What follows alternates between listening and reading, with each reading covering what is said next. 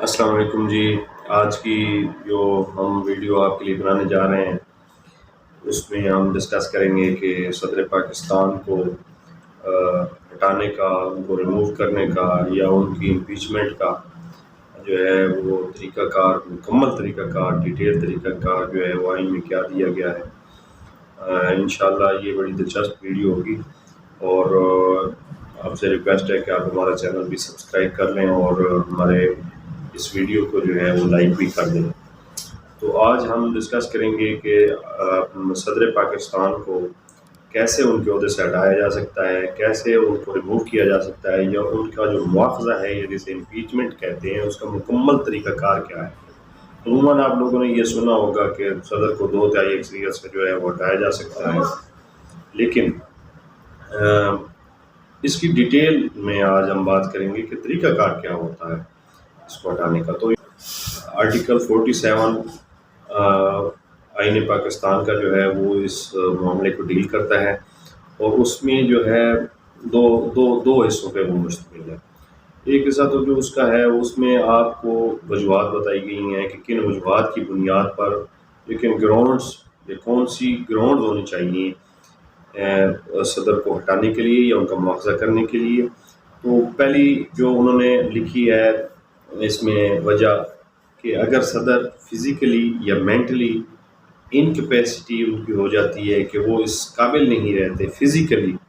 معذور ہو جاتے ہیں یا مینٹلی ایل ہو جاتے ہیں، ذہنی مریض ہو جاتے ہیں، پاگل ہو جاتے ہیں، فزیکلی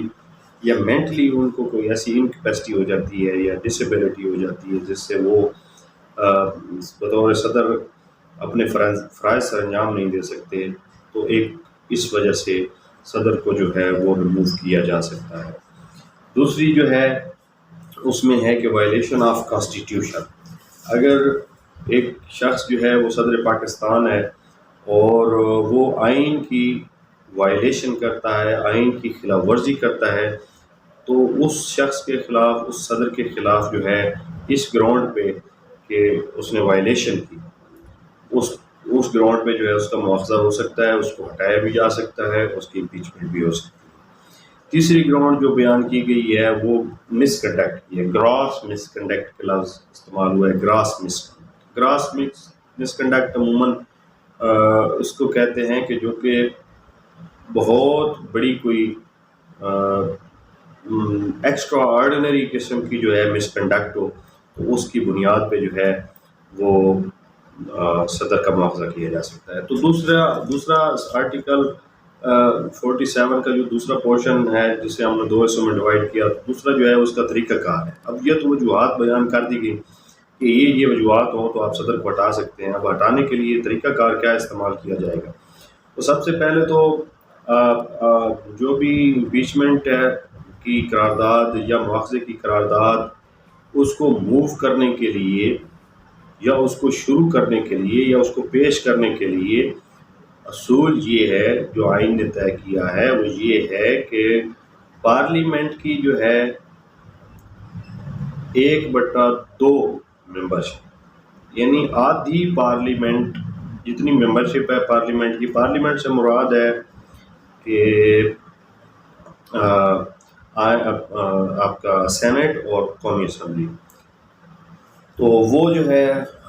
آدھی ممبرشپ جو ہے ملا کے، وہ کم از کم جتنے بھی آپ کے ممبرز بن رہے ہوں گے سینٹ اور اس کے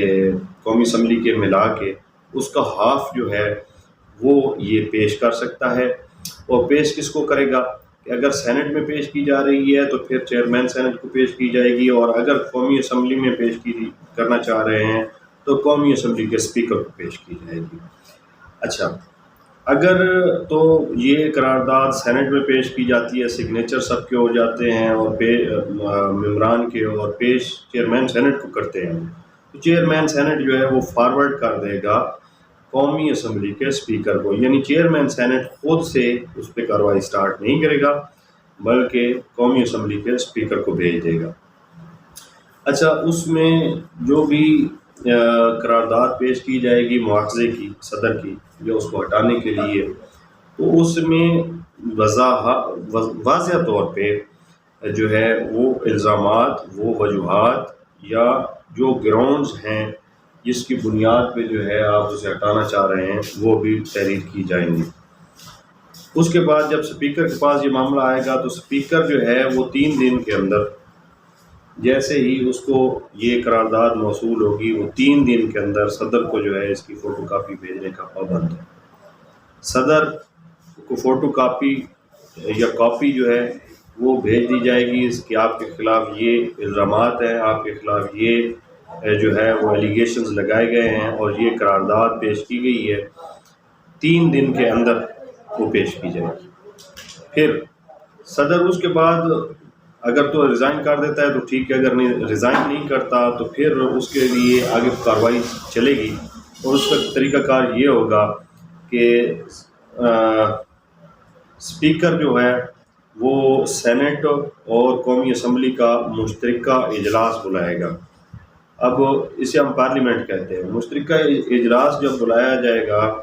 تو وہ اجلاس اس وقت بلایا جائے گا، وہ 7 دن کے بعد بلایا جائے گا، پہلے نہیں بلا سکتے آپ۔ یعنی جس دن آپ کو قرارداد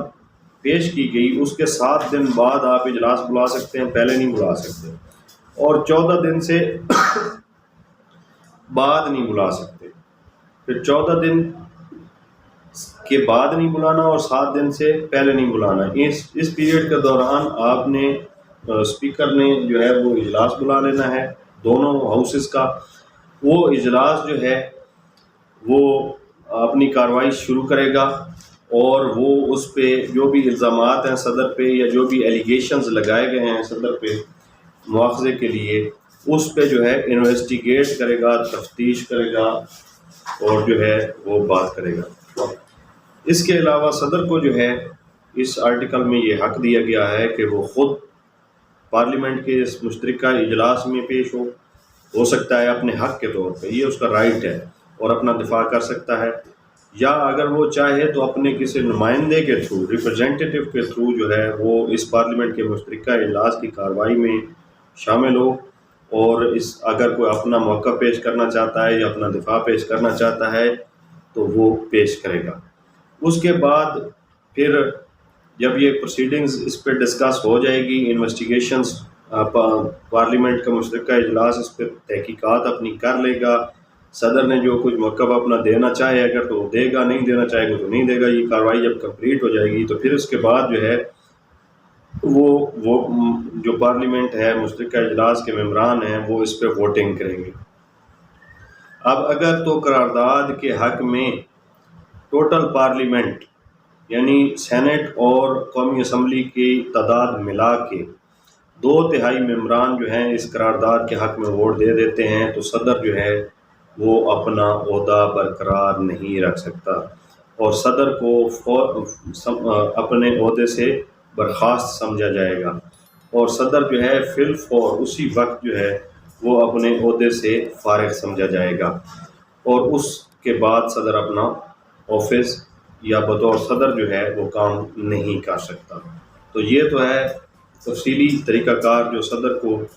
ہٹانے کے لیے یا ریموو کرنے کے لیے یا اس کی امپیچمنٹ یا مواخذے کے لیے آئین میں دیا گیا ہے۔ تو آج کی اس ویڈیو میں صدر کے اس مواخذے کا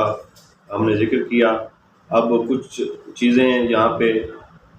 کریٹیکلی ڈسکس کرنے والی ہیں، مثلا صدر جو ہے اس کا انتخاب جو ہوتا ہے اس میں 4 صوبائی اسمبلیاں اور سینٹ اور قومی اسمبلی کے ممبران ووٹ کرتے ہیں، جبکہ ہٹانے یا ریموو کرنے کے لیے صرف قومی اسمبلی اور سینٹ کے ممبران جو ہیں وہ ووٹنگ میں حصہ لیتے ہیں۔ تو یہاں تھوڑا سا کنٹراڈکشن ہے آئین میں، لیکن یہ جو طریقہ کار بیان کیا گیا ہے یہ ایک انتہائی ٹف جو ہے وہ